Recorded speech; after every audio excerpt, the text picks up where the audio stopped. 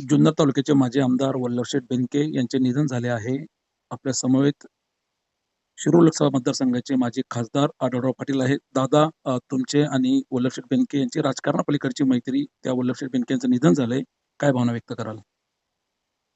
खरं म्हणजे माझे अतिशय जवळचे सहकारी, जवळचे मित्र, ज्यांच्या बरोबर मी गेले 40 वर्ष ज्यांचा माझा जवळून संबंध होता, त्यांचं अचानक काल जाणं काही क्षण माझ्या कानावर विश्वास बसेना. हं.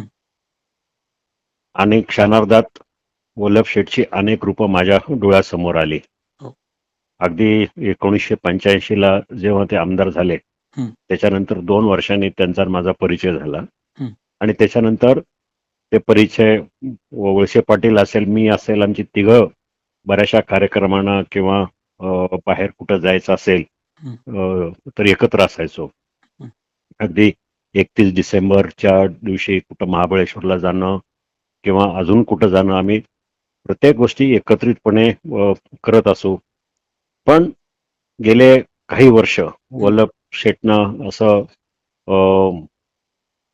एका जागेवर पडून बघताना कुठंतरी मनाला खिन्न वाटायचं की नाही, ह्या माणसानं, ह्या आमदारानं जुन्नर तालुक्यावर अधिराज्य गाजवलं.